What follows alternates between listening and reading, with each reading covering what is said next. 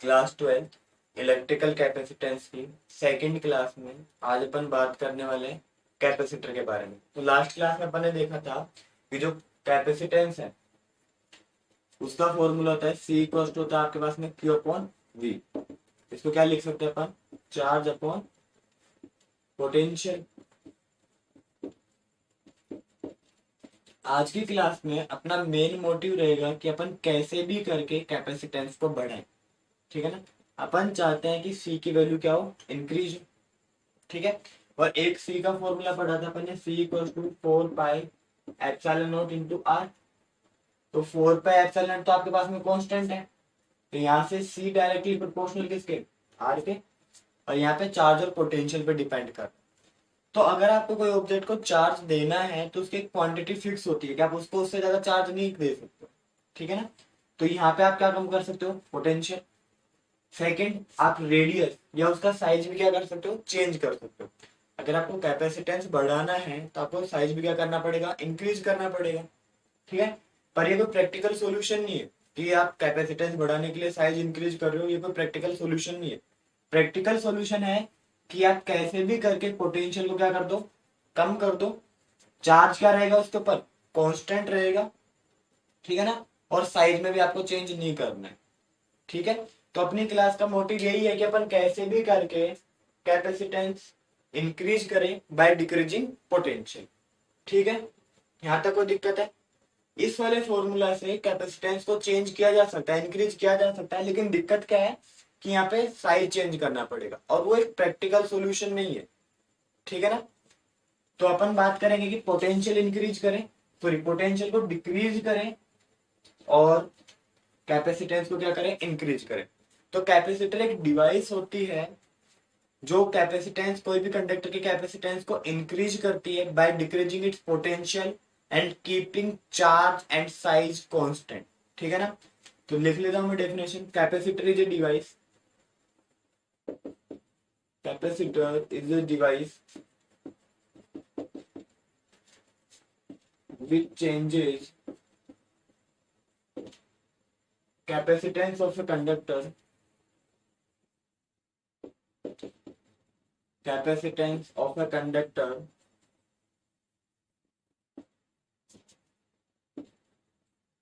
by changing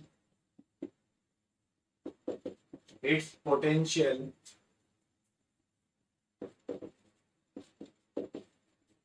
and keeping charge and size constant।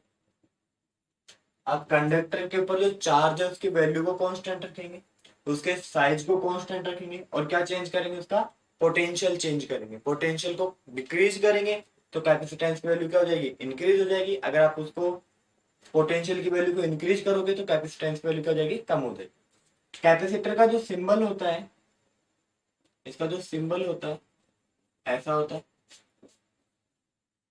ठीक है ना, दो पैरेलल प्लेट्स होती हैं, इसको क्या बोलते हैं अपन, कैपेसिटर बोलते हैं। ठीक है, अगर अपन ने इस कैपेसिटर के बीच में एरो लगा दिया तो ये होता है आपके पास में वेरिएबल कैपेसिटर। ठीक है, कैपेसिटर का जो मेन फंक्शन होता है, इसका मेन काम होता है एनर्जी को स्टोर करना in the form of electric field. Capacitor store energy in the form of electric field. यहाँ तक कोई दिक्कत है? अपनी क्लास का मोटिव था कि अपन क्या करें, कैपेसिटेंस को इंक्रीज करें। तो दो तरीके से हो सकता था, या तो आप उसका साइज चेंज कर दो, ठीक है, या चार्ज की वैल्यू बढ़ा दो, या पोटेंशियल की वैल्यू को क्या कर दो, कम कर दो। अब कोई भी ऑब्जेक्ट के ऊपर जो चार्ज होता है वो एक मैक्सिमम अमाउंट तक स्टोर कर सकता है, उससे ज्यादा नहीं कर पाएगा। साइज बढ़ाना कोई प्रैक्टिकल सॉल्यूशन है नहीं, अपन क्या करेंगे, पोटेंशियल को चेंज करेंगे, पोटेंशियल को कम करेंगे। ठीक है ना, और कैपेसिटेंस को बढ़ाएंगे। इसका सिंबल है ये वाला होता है। अगर आपने एरो का साइन लगा दिया तो वेरिएबल कैपेसिटेंस हो जाएगा। और इसका मेन काम क्या है, फंक्शन क्या है कि इलेक्ट्रिक फील्ड की फॉर्म में एनर्जी को स्टोर करके रखता है। ठीक है, अब अपन बात करेंगे प्रिंसिपल ऑफ कैपेसिटर के बारे में।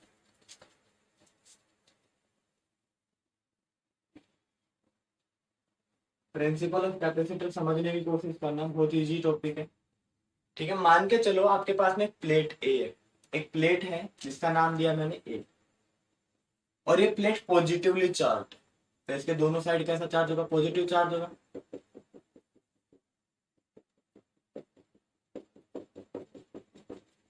तो ये आपका फर्स्ट डायग्राम हो गया, मतलब plate A with positive charge.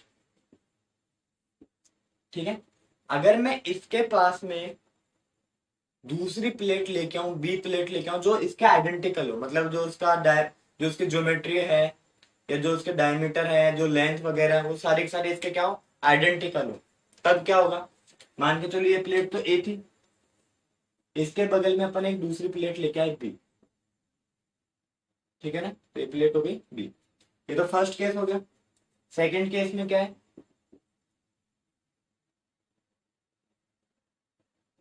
Plate B is placed near the plate A. B plate को अपन ने ए प्लेट के पास में रख दिया।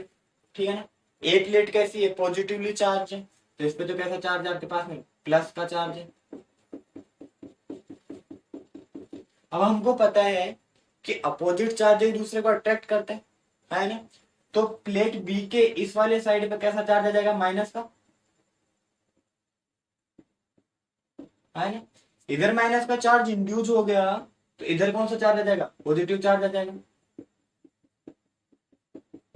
बोलो, ठीक है ना। तो जो बी प्लेट थी उसको अपन ने कोई चार्ज नहीं दिया, लेकिन अब जब प्लेट ए पॉजिटिवली चार्ज है, उसकी वजह से बी प्लेट के इनर फेस पे तो नेगेटिव चार्ज आ गया और आउटर फेस पे आ गया पॉजिटिवली पॉजिटिव चार्ज आ गया। थर्ड स्टेप में क्या हुआ, charge is induced on plate B. Inner face पे कैसा चार्ज है, नेगेटिव, और आउटर फेस पे कैसा चार्ज है, पॉजिटिव चार्ज। ठीक है, अब हमको पता है कि जो वोल्टेज होता है, पोटेंशियल होता है, उसका क्या फॉर्मूला होता है, V इक्वल टू के क्यू अपॉन आर। तो के तो आपका कांस्टेंट है और आर जो डिस्टेंस है वो भी एक तरीके से यहाँ पे कांस्टेंट ही रहेगी। जो चार्ज, जो पोटेंशियल है वो डिपेंड कर रहा है चार्ज पे। अगर आपके पास में पॉजिटिव चार्ज है तो पोटेंशियल इंक्रीज होगा, अगर आपके पास में नेगेटिव चार्ज है तो पोटेंशियल की वैल्यू क्या होगी, कम होगी। यही चीज है, क्योंकि जो V है वो डायरेक्टली प्रोपोर्शनल आपके Q के।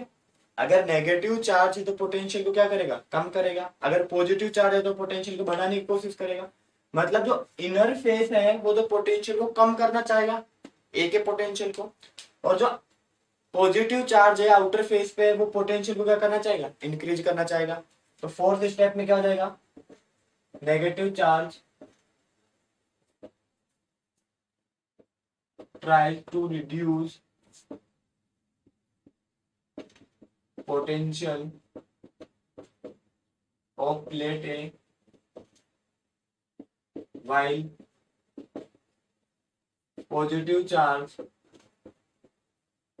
of plate B tries to increase। ठीक है, तो जो नेगेटिव चार्ज है तो कम करना चाहेगा और पॉजिटिव चार्ज क्या करना चाहेगा, उसको पोटेंशियल को बढ़ाना चाहेगा। लेकिन नेगेटिव चार्ज ज्यादा पास में तो रिजल्टेंट पोटेंशियल थोड़ा सा क्या हो जाएगा, कम हो जाएगा। तो फिफ्थ स्टेप में क्या होगा, since negative charge is more nearer than positive charge, hence resultant potential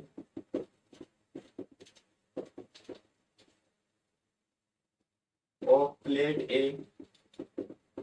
decreases। क्या हो जाएगा, कम हो जाएगा।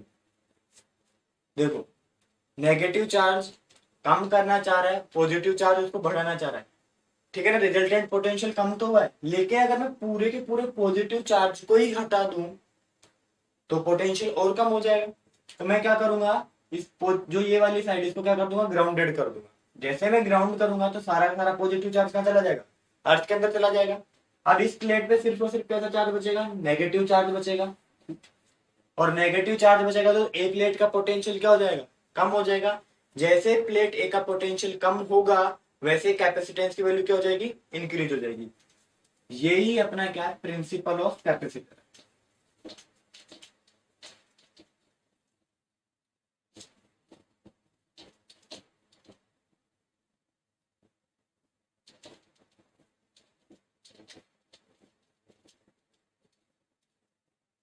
देखो प्रिंसिपल ऑफ कैपेसिटर, देखो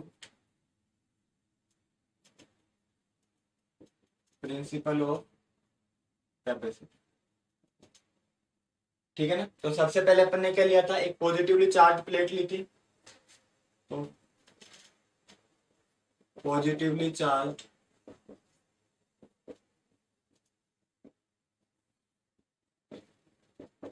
प्लेट ए, ठीक है। अब फिर सेकंड स्टेप में क्या किया था अपन ने, इसके पास में एक प्लेट बी रखी थी। Plate B is placed near the plate A. Plate A के पास में एक प्लेट रख दी, ठीक है ना। जैसे प्लेट रखी तो चार्ज इंड्यूस हुआ प्लेट बी के ऊपर। जो इनर फेस था या इनर साइड थी उस पे तो कैसा चार्ज है आपके पास, negative charge. And outer face पे कैसा चार्ज है, positive charge. Negative charge is induced on inner face and positive charge is induced on outer face of plate B। Plate B के ऊपर ऐसा कुछ हुआ, इनर फेस पे तो नेगेटिव चार्ज आ गया और आउटर फेस पे आ गया आपके पास में पॉजिटिव चार्ज। अब नेगेटिव चार्ज क्या करेगा, पोटेंशियल को कम करेगा, और पॉजिटिव चार्ज क्या करेगा, पोटेंशियल को इंक्रीज करेगा। Negative charge tries to decrease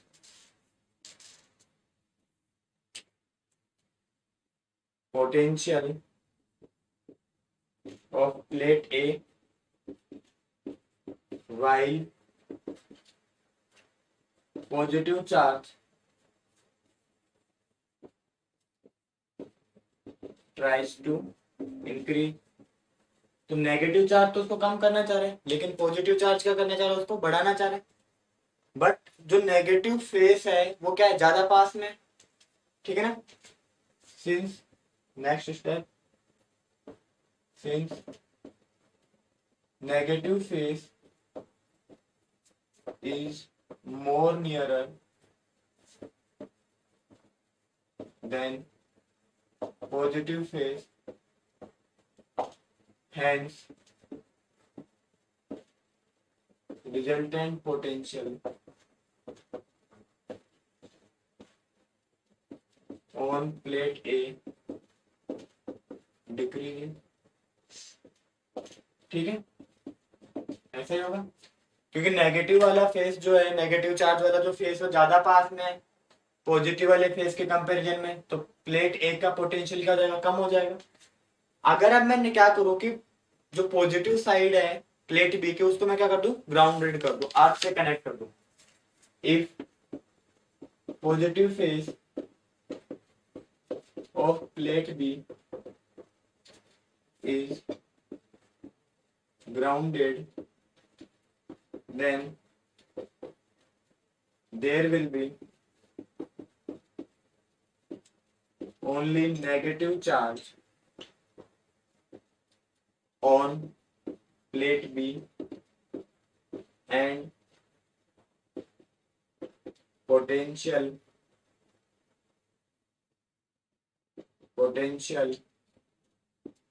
of plate A decreases effectively. ठीक है ना, जैसे ही पोटेंशियल डिक्रीज होगा वैसे ही क्या इंक्रीज हो जाएगा, आपका कैपेसिटेंस इंक्रीज हो जाएगा। ये अपना क्या था, प्रिंसिपल ऑफ कैपेसिटर था। सबसे पहले एक प्लेट ली, ए जो पॉजिटिवली चार्ज है, प्लेट बी उसके पास में रखी। जैसे बी प्लेट को पास में रखेंगे तो उसके इनर फेस पे आ जाएगा नेगेटिव चार्ज और आउटर फेस पे आ जाएगा उसके पास में positive charge. Negative charge decrease करना चाहेगा पोटेंशियल को, लेकिन आउटर जो पॉजिटिव चार्ज वो इंक्रीज करना चाहेगा। सिंस नेगेटिव फेस क्या ज्यादा पास में है, ठीक है ना, पॉजिटिव के कंपैरिजन में, तो जो टोटल चार्ज क्या हो जाएगा, कम हो जाएगा। अब मैंने क्या किया कि पॉजिटिव फेस को ग्राउंडेड कर दिया, तो सारा का सारा चार्ज कहाँ चला गया, अर्थ में चला गया। तो सारा का सारा चार्ज जैसे अर्थ में जाएगा तो नेगेटिव चार्ज ही बचेगा। तो नेगेटिव चार्ज क्या करेगा, कम करेगा पोटेंशियल को, और प्लेट का पोटेंशियल क्या हो जाएगा, कम हो जाएगा। जैसे पोटेंशियल कम होगा वैसे उसका कैपेसिटेंस क्या कर जाएगा, इंक्रीज कर जाएगा।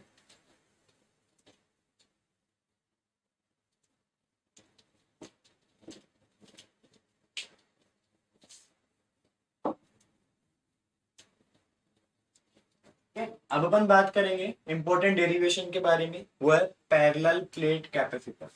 इंपॉर्टेंट मार्क कर लो इसको, parallel plate capacitor.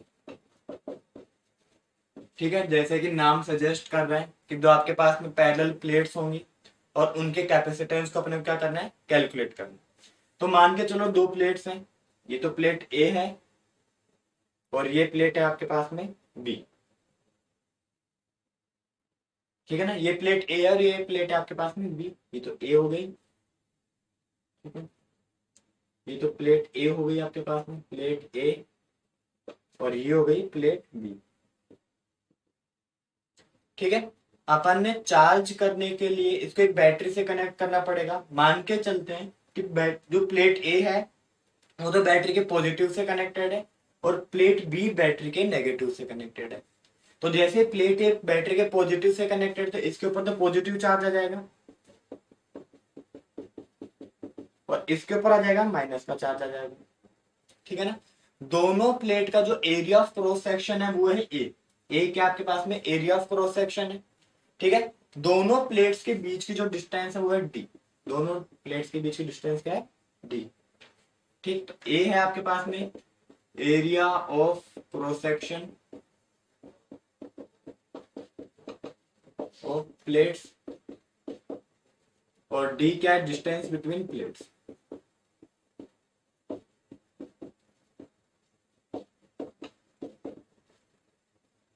Distance between plates है। अब पॉजिटिव चार्ज की वजह से भी इलेक्ट्रिक फील्ड होगा, नेगेटिव चार्ज की वजह से भी क्या होगा, इलेक्ट्रिक फील्ड होगा। ठीक है ना, electric field due to positive charge, electric field due to positive charge, उसको मैं E1 मान लू, उसकी वैल्यू कितनी आएगी, सिग्मा अपॉन 2 एप्सिलॉन नॉट। ऐसे ही सिग्मा सरफेस चार्ज डेंसिटी, इस पे प्लस सिग्मा है और इस पे कैसा है, माइनस सिग्मा। ऐसे में बात करूं electric field due to negative charge, similarly electric field due to negative charge, वो कितना मान लू मैं, E2 मान लू, वो भी कितना होगा, सेम ही रहेगा। ये मैग्नीट्यूड का फर्क, सॉरी मैग्नीट्यूड तो सेम है, डायरेक्शन का फर्क पड़ रहा है। ठीक है ना, इस पे प्लस है, इस पे क्या है, माइनस है। इस पे प्लस क्यू चार्ज होगा, इस पे माइनस क्यू चार्ज होगा। इस पे प्लस क्यू चार्ज होगा, इस पे कैसा चार्ज होगा, माइनस क्यू चार्ज होगा।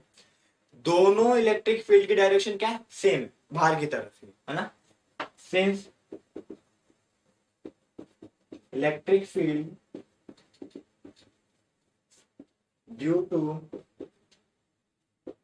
both the plates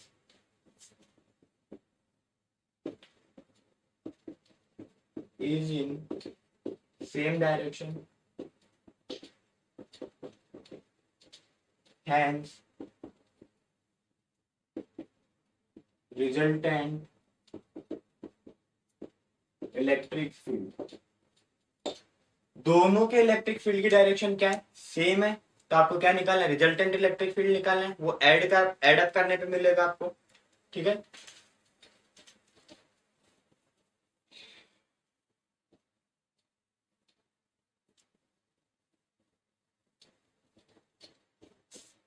तो आपका जो ई है रिजल्टेंट वो कितना मिलेगा, E1 plus E2 sigma upon 2 epsilon not plus sigma upon 2 epsilon not.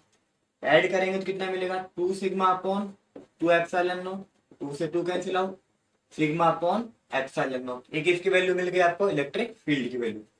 तो ई इक्वल टू कितना हो गया, sigma upon epsilon not.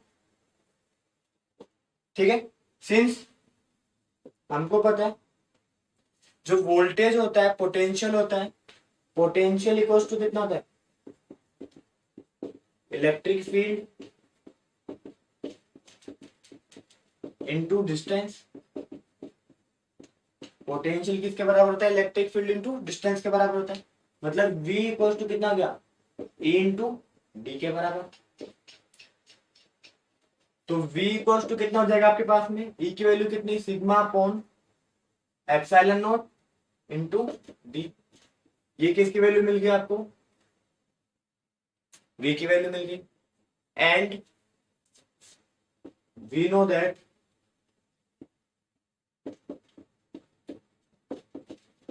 Capacitance C equal to कितना होता है, Q अपॉन V। ये होता है। तो C इक्वल टू कितना हो जाएगा, Q तो एज इट इज, V कितना है, sigma upon epsilon not into D. Unit क्या होती है इसकी, फैराड होती है। एक फॉर्मूला तो ये बन गया आपके पास में, ठीक है ना। फिर हमको पता है कि सिग्मा इक्वल टू कितना होता है, चार्ज अपॉन एरिया होता है। Since C equal to sorry sigma equal to कितना होता है, चार्ज अपॉन एरिया। तो रख दो वहां पे, देयरफॉर सी इक्वल टू कितना हो जाएगा, Q upon A epsilon not into D. ये वैल्यू मिलेगी, ठीक है ना। अब जो ये वाली वैल्यू है कहां चली जाएगी आपके पास में, ऊपर चली जाएगी, क्यू से तो क्यू कैंसिल आउट हो गया। तो सी इक्वल टू कितना हो जाएगा, epsilon naught A upon D हो जाएगा। आप चाहो तो यहाँ पे भी एप्सिलॉन नॉट को ऊपर लिख सकते हो। तो ये क्या बनेगा आपके पास में, epsilon not Q sigma into D, ये फॉर्मूला बनेगा। ठीक है, तो ये पैरेलल प्लेट कैपेसिटर के लिए कैपेसिटेंस का फॉर्मूला है। अब अपन इसी फॉर्मूला को आगे सोल्व करेंगे बाद में नेक्स्ट क्लास के अंदर, कि अगर अपन कोई दो प्लेट्स है उनके बीच में कोई डाइलेक्ट्रिक सब्सटेंस रख दें, ठीक है ना। तो अपन पहले क्या करेंगे कि एक ही टाइप का डाइलेक्ट्रिक सब्सटेंस रखेंगे, फिर अलग अलग टाइप के डाइलेक्ट्रिक सब्सटेंस रखेंगे अलग अलग थिकनेस के, तो उनकी वजह से कैसे कैपेसिटेंस चेंज होगा वो नेक्स्ट क्लास में बात करेंगे।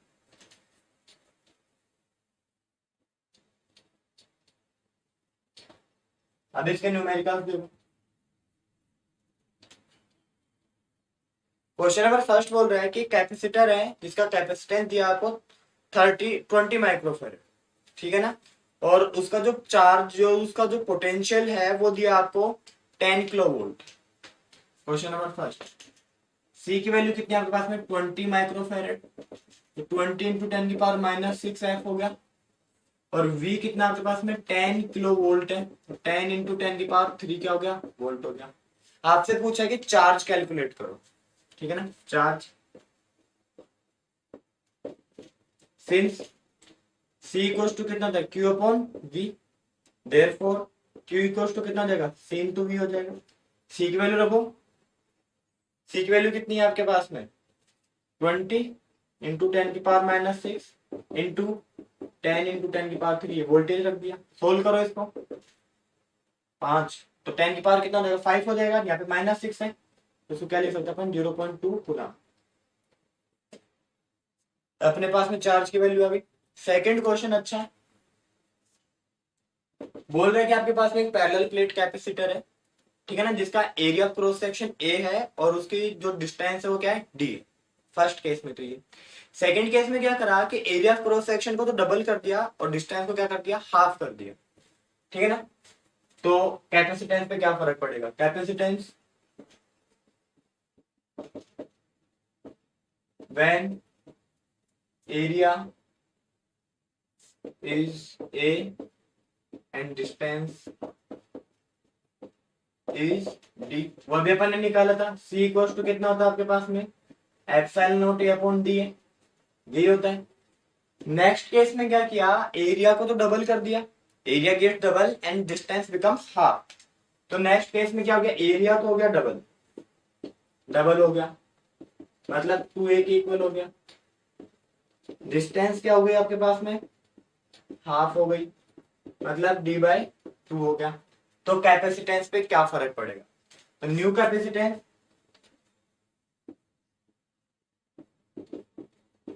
वो मैं सी डैश मान लेता हूँ, सी डैश इक्वल टू कितना देगा, एप्सिलॉन नॉट तो सेम रहेगा, एरिया पहले से कितना हो गया, डबल हो गया 2a, और डिस्टेंस पहले की कितनी हो गई, हाफ हो गई, तो ये 2 ऊपर चला जाएगा, है ना। देखो थोड़ा सा अच्छा क्वेश्चन है, लॉजिकल है थोड़ा सा, कुछ भी नहीं है इसमें। इस चैप्टर से न्यूमेरिकल्स आते हैं बोर्ड के अंदर, ध्यान रखेंगे। तो सी डैश इक्वल टू कितना जाएगा, 2 पर चला जाएगा, तो 2 to the 4 epsilon naught A upon D, और ये किसके बराबर आते हैं, सी के बराबर है, तो सी डैश इक्वल टू कितना, 4c के, मतलब कैपेसिटेंस पहले से 4 गुना क्या हो जाएगा, बढ़ जाएगा, ठीक है ना। कैपेसिटेंस की वैल्यू पहले के कैपेसिटेंस के कंपैरिजन में क्या हो जाएगी, 4 टाइम्स इंक्रीज हो जाएगी when we double the area and half the length between two plates, ठीक है। नेक्स्ट वाला जो क्वेश्चन है, क्वेश्चन नंबर 3, अच्छा क्वेश्चन है ये भी। चैप्टर से थ्योरेटिकल क्वेश्चन भी बनते हैं अच्छे अच्छे, लेकिन वो आते बहुत कम है, न्यूमेरिकली ज्यादा आते हैं। ठीक है, ऐसे बोल रहा है कि एक कैपेसिटर है जिसका कैपेसिटेंस सी है, बैटरी कितनी है, जो वोल्टेज है वो आपके पास में वी है, और चार्ज है उसके पास में 360 माइक्रोकूलम। केस फर्स्ट, कैपेसिटेंस कितना है सी, पोटेंशियल कितना है वी, और चार्ज कितना है उसके पास में 360 microcoulomb. Since Q equal to कितना था, C इंटू वी, तो C इंटू वी किसके बराबर हो गया, 360 इंटू 10⁻⁻6 कूलम। केस सेकंड, इसने बोला कि अगर मैंने पोटेंशियल को कम कर दिया, पोटेंशियल पहले से 120 वोल्ट का होगा, कम हो गया, तो चार्ज बचता आपके पास में 120 माइक्रोकूलम बचता है। तो कैपेसिटेंस तो सी रहा, सेकंड केस में कैपेसिटेंस की वैल्यू कितनी रही, सी रही। पोटेंशियल कितना हो गया, पहले से 120 वोल्ट क्या हो गया, कम हो गया, तो पोटेंशियल कितना हो गया, V माइनस 120, और चार्ज कितना हो गया आपके पास में 120 माइक्रोकूलम। तो अपन क्या लिख सकते हैं, since Q dash equals to कितना हो जाएगा, C इंटू वी डैश, तो C तो एज इट इज है, V डैश की वैल्यू कितनी है, V माइनस 120, और 120 इंटू 10⁻⁻6, ये इक्वेशन नंबर हो गई सेकंड। दोनों इक्वेशन को डिवाइड कर दो, ठीक है, डिवाइड करो, डिवाइड इक्वेशन 1 बाय सेकंड, तो C V upon C V minus 120 equals to 360 10⁻⁻6 upon 120 into 10⁻⁻, ये तो कैंसिल आउट हो गया, सी सी कैंसिल आउट हो गया, 123 जाओगे तो v upon v minus 120 equals to कितना, 3 हो गया, ठीक है। क्रॉस मल्टीप्लाई करें, इसको सोल्व करें, कितना आ जाएगा आपके पास में, v equals to 3v minus 360, तो 2v इक्वल्स टू कितना आ गया 360, तो v की वैल्यू कितनी आ गई 180 वोल्ट। वोल्टेज कितना आ गया 180 वोल्ट आ गया पहले केस में, पोटेंशियल की वैल्यू कितनी आ गई 180 वोल्ट आ गई, और सेकंड केस में वोल्टेज कितना हो जाएगा आपके पास में 60 वोल्ट हो जाएगा, ठीक है ना, ये अपन ने निकाल लिया। अब वो अपन से पूछ रहा है कि सेकंड केस के अंदर, या तो अपन ने पोटेंशियल निकाल लिया, फिर वो पूछ रहा है आपसे कि कैपेसिटेंस सी की वैल्यू निकालो। क्या पूछ रहा है, कैपेसिटेंस सी निकालो, तो कैपेसिटेंस सी का फॉर्मूला क्या है, सी इक्वल टू कितना है, क्यू अपॉन वी है,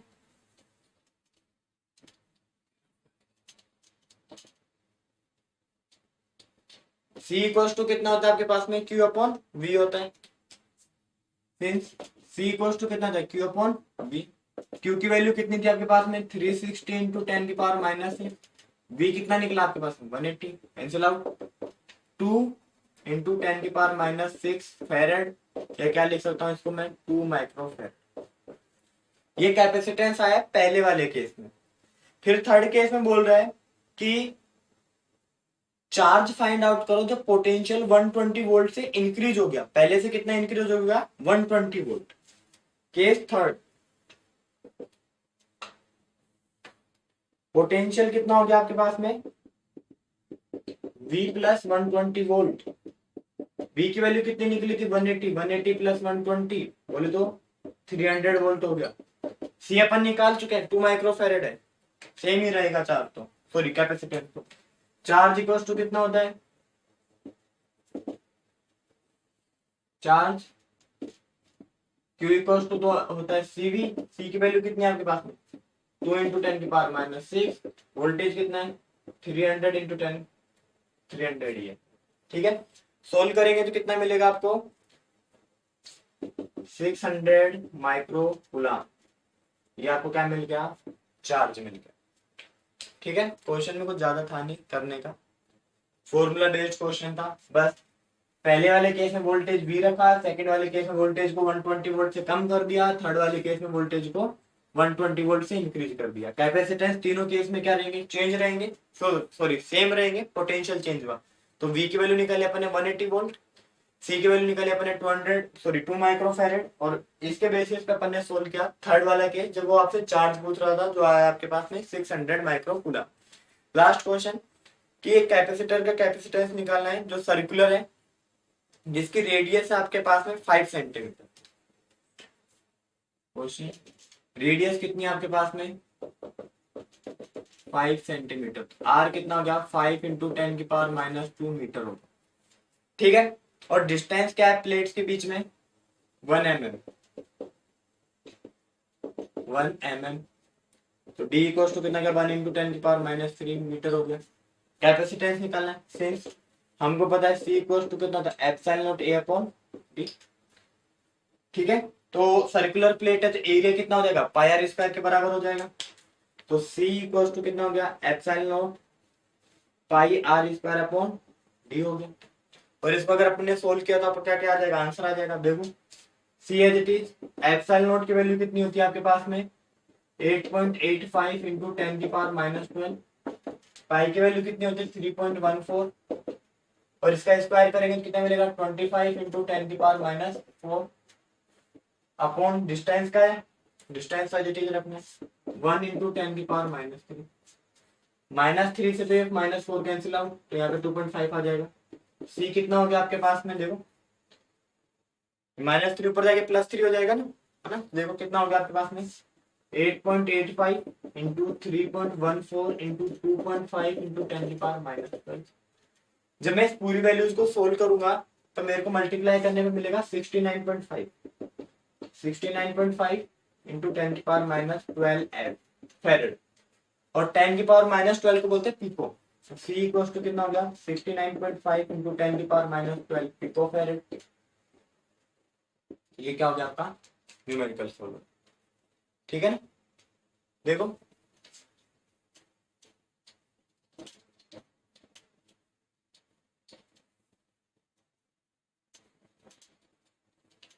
आज की अपनी क्लास का मोटिव था कि अपन इलेक्ट्रिकल कैपेसिटेंस को इंक्रीज करें। अब इंक्रीज करने के दो मेथड थे, आप उसके साइज को चेंज कर दो या आप उसका चार्ज चेंज कर दो, आप उसका पोटेंशियल चेंज कर दो। चार्ज कांस्टेंट रहता है और साइज चेंज करना कोई प्रैक्टिकल सॉल्यूशन है नहीं, तो अपन ने क्या चेंज किया था पोटेंशियल चेंज किया। तो अब डेफिनेशन क्या बनी कैपेसिटर की, कैपेसिटर एक डिवाइस होती है जो कोई भी कंडक्टर का कैपेसिटेंस इंक्रीज करती है बाय डिक्रीजिंग इट्स पोटेंशियल, है ना। और जो आपके पैरामीटर्स हैं और चार्ज जो क्या रहता है कांस्टेंट रहता है। ठीक है, फिर उसके लिए अपन ने क्या किया था, प्रिंसिपल में एक प्लेट ली थी ए, और प्लेट ए के ऊपर कैसा चार्ज था आपके पास में पॉजिटिव चार्ज था। फिर इसके पास अपन ने एक दूसरी प्लेट ला के रख दी बी, तो बी पे इंड्यूस हो गया चार्ज, अंदर की साइड तो नेगेटिव और आउटर फेस पे कौन सा हो गया पॉजिटिव हो गया। नेगेटिव चार्ज पोटेंशियल को कम करना चाहेगा, पॉजिटिव चार्ज पोटेंशियल को बढ़ाना चाहेगा, लेकिन नेगेटिव वाली फेस ज्यादा पास में तो चार्ज क्या हो जाएगा कम हो जाएगा। थर्ड केस में मैंने क्या किया कि इसको ग्राउंडेड कर दिया, अब आपके पास में ग्राउंडेड करने पे ऐसी सिचुएशन मिलेगी, इसको तो आपसे कनेक्ट कर दिया, अंदर कैसा चार्ज रहेगा, माइनस का चार्ज रहेगा, एक प्लेट पे पॉजिटिव चार्ज है, एक पे नेगेटिव चार्ज है, तो ओवरऑल पोटेंशियल क्या हो जाएगा, डिक्रीज हो जाएगा। सी इक्वल्स टू कितना था, क्यू अपॉन वी, जितनी वी की कम वैल्यू उतना सी क्या हो जाएगा, ज्यादा हो जाएगा। ये था प्रिंसिपल ऑफ कैपेसिटर। फिर अपन ने बात की पैरेलल प्लेट कैपेसिटर के बारे में।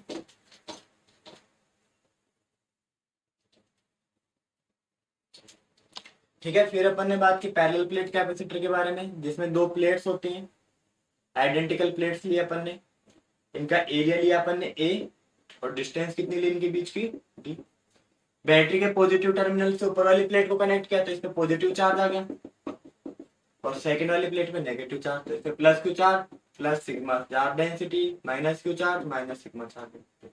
इसकी वजह से electric field E1 sigma upon 2 epsilon not calculate करा, इसकी वजह से E2 sigma upon 2 epsilon not, दोनों के डायरेक्शन सेम है, E इक्वल्स टू कितना मिला, E1 प्लस E2, ऐड करने में कितना मिल जाएगा, sigma upon epsilon naught, C since V equals to कितना था, E इंटू डी के बराबर, तो sigma D upon epsilon naught हो गया।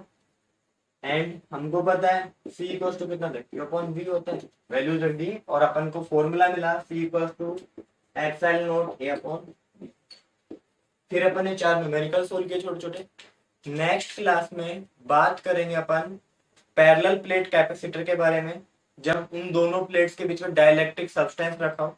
ठीक है ना, फर्स्ट केस में तो बात करेंगे कि एक ही टाइप का डाइलेक्ट्रिक सब्सटेंस है, सेकंड केस में अलग अलग टाइप के डाइलेक्ट्रिक सब्सटेंसेस के बारे में बात करेंगे। ठीक है, और फिर बात करेंगे स्पेरिकल कैपेसिटर के बारे में। कोई भी डाउट हो अब कमेंट